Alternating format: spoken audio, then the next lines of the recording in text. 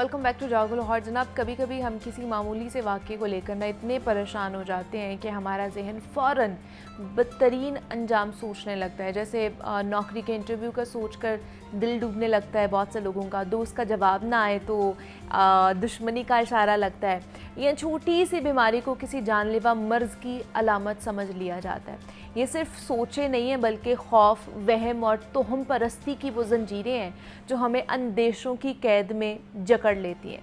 इन सब का मरकज़ एक ही ज़हनी रवैया होता है जिसको हर मामूली बात में आप मुमकिना तबाही का तसव्वुर कर लेना, या इतना ज़्यादा ओवर थिंक कर लेना किसी भी सिचुएशन को कि उसमें से आप ये समझ लें कि नेगेटिविटी पैदा होना शुरू हो जाए। अब ये रवैया ना सिर्फ हमारी ज़हनी सेहत को मुतासिर करता है बल्कि ज़िंदगी से इत्मीनान और सुकून भी छीन लेता है। अब ये वो वक्त होता है जब हम हकीकत से ज़्यादा अपने दिमाग के ख़ुद साख्ता डर से डरते हो। तो हम इनसे निजात कैसे हासिल कर सकते हैं, और ये जो सोचें हैं जिनका जाल बुनता जाता है और नेगेटिविटी जो है वो पैदा होती जाती है, उससे हमने किस तरह बचना है, इस पर हम बात करेंगे। इस पर बात करने के लिए डॉक्टर आसमा सईद ने हमें ज्वाइन किया है जो कि साइकोलॉजिस्ट हैं। तो उनसे बात करते हैं कि ये नफ्सियात क्या है, इस पर बात करते हैं। डॉक्टर साहिबा, आपको वेलकम कहते हैं जागो लाहौर में। कैसी हैं आप? ठीक है, अल्हम्दुलिल्लाह, थैंक यू।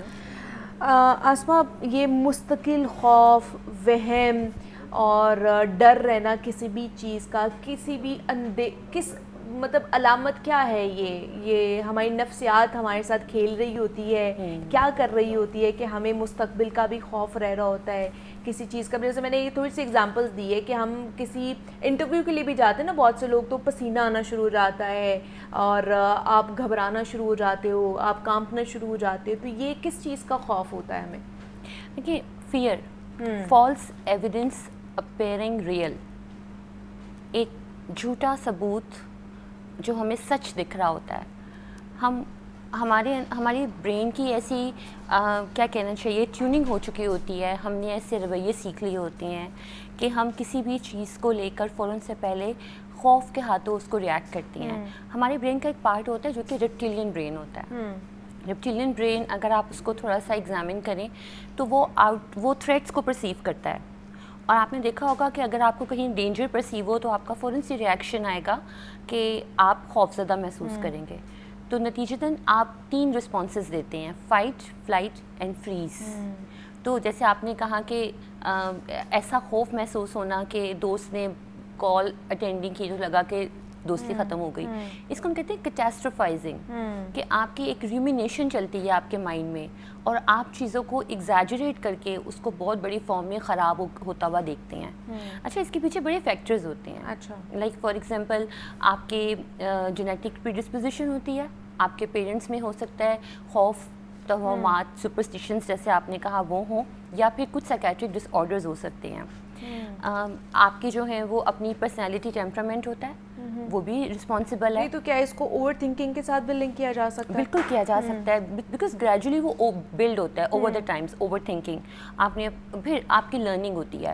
एट टाइम्स बच्चों ने अपने माँ बाप को देखा होता है, माँ अगर छिपकली से डरती है तो वो छोटा बच्चा भी चीखें मारना शुरू कर देता है। यू नो, खौफ, फोबियाज होते हैं, डेवलप होती हैं, लर्निंग से भी डेवलप होते हैं, ट्रॉमेटिक इवेंट्स होते हैं, कुछ पेनफुल इवेंट्स हुए होते हैं उसकी वजह से ओवर द ईयर्स। अच्छा, एक बड़ी इंटरेस्टिंग चीज़ मैंने देखी अपने एक्सपीरियंस में, नार्सिसिस्ट लोगों के साथ जो लोग रहते हैं, या एडिक्ट्स के साथ, अल्कोहलिक्स के साथ जो लोग रहते हैं, जिनके अनप्रेडिक्टेबल मूड्स होते हैं, अच्छा, वो फैमिली मेम्बर्स या सर्वाइवर्स जो उनके साथ रह रहे होते हैं, उनमें खौफ की अलामात ज़्यादा देखी जाती हैं, क्योंकि वो उनके साथ कोप अप कर रहे होते हैं। तो उन्हें डिफरेंट इमोशनल फियर्स पैदा हो जाते हैं। फियर ऑफ अबेंडनमेंट, ये मुझे छोड़ देगा।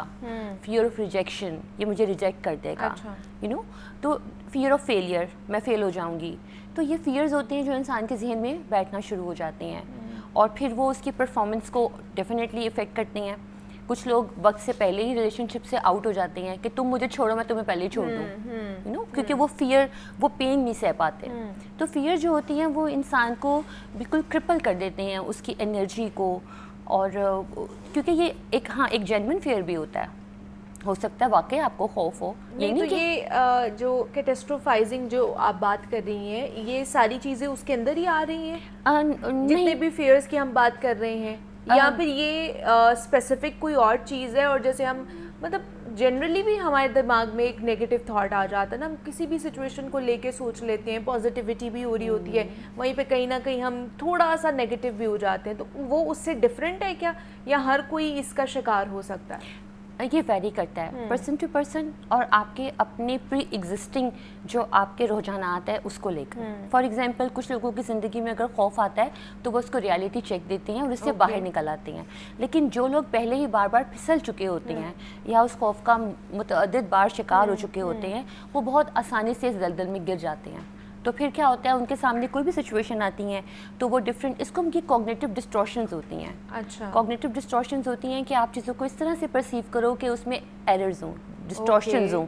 تو جب آپ کے آنکھ میں دھندلاہٹ ہے تو آپ جو پڑھو گے کیا وہ ٹھیک ہوگا؟ حالانکہ وہ ٹھیک ہے, یہ جاگو لاہور لکھا ہے, لیکن اگر میری آئی سائٹ ویک ہوگی تو میں اس کو اسی طرح سے پڑھوں گی, کیا جاگو لاہور غلط ہو جائے گا؟ پرابلم کہاں پہ ہے؟ میری آئی سائٹ میں. بالکل. تو پرابلم ہوتی ہے کوگنیشنز میں.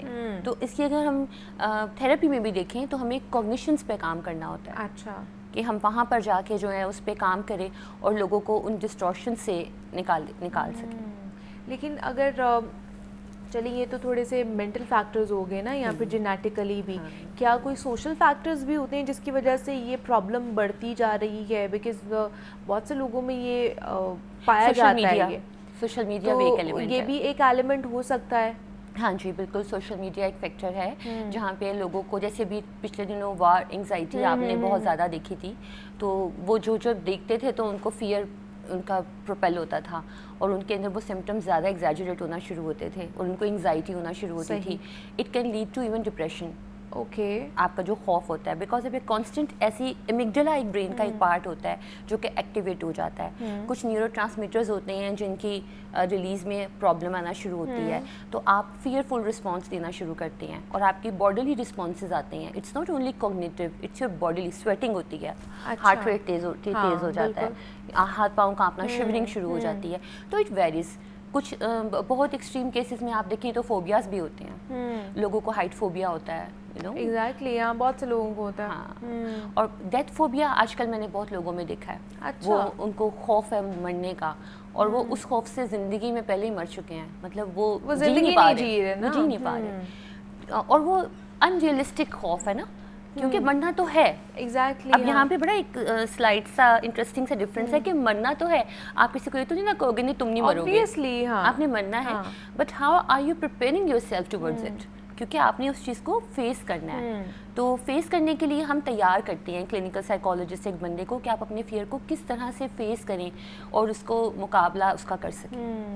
اچھا, کچھ لوگ ہوتے ہیں آسما کہ جو ہر ٹائم کسی نہ کسی خوف کا شکار, کسی نہ کسی وہم کا شکار رہتے ہیں. وہ کسی بھی اسٹیٹ آف مائنڈ میں ہو, وہ کسی بھی سچویشن میں ہو, کسی بھی ماحول میں ہو, ان کے اندر ایک خوف کا عالم رہتا ہے, ڈر کا عالم رہتا ہے.